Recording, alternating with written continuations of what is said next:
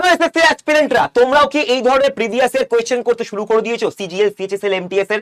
তবে সেগুলো করার সময় ভাই একটা কথা মাথায় রাখতে হবে, তুমি যখন একটা কোশ্চেন তুমি দেখে বুঝে গেলে এটার অ্যান্সার কি 70 থেকে 79, আমাদের এই বয়সের মধ্যে লোকজনদেরকে কি বলা হয়, তাদেরকে বলা হয় সেপ্টুএজেনেরিয়ান।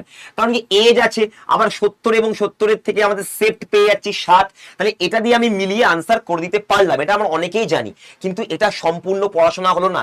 আমাকে তাহলে জেনে নিতে হবে প্রত্যেকটা বয়সের মানুষদের ক্ষেত্রে কি কি ভোক্যাব আছে।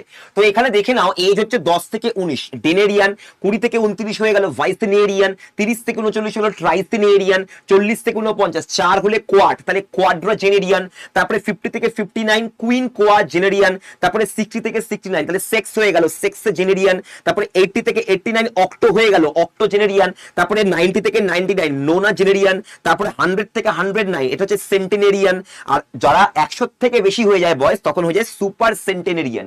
তো তোমরা বন্ধুরা এই ধরনের পড়াশোনা যদি তুমি চাও, একদম আগা পাস্তলা এন্ড টু এন্ড পড়াশোনা ভাই, আদা গাছরা পড়াশোনা নয়, তাহলে তোমাদের জন্য এসছে এসএসসি ফাউন্ডেশন ব্যাচ। উপরে দেওয়ার নাম্বারে কল করে এক্ষুনি অ্যাডমিশন নিয়ে নাও, কারণ সাফল্য পেতে হলে সঠিক পরিশ্রম শুধুই নয়, সঠিক পথটাও দরকার। এবং তোমরা পুরো এন্ড টু এন্ড জিরো থেকে হিরো সবকিছু কমপ্লিট প্রিপারেশন এখানেই পাবে, কোনো আদা খ্যাচরা কোনো রকম পড়াশোনা নয়। এবং সেটা করলে তোমরা চাকরিও পাবে না। চাকরি পেতে হলে চটপট করে এখানে কল করে এক্ষুনি অ্যাডমিশন নিয়ে নাও। All the best for your exam. Subscribe করে নাও চ্যানেলটা এরকম আরো ভিডিও পাওয়ার জন্য।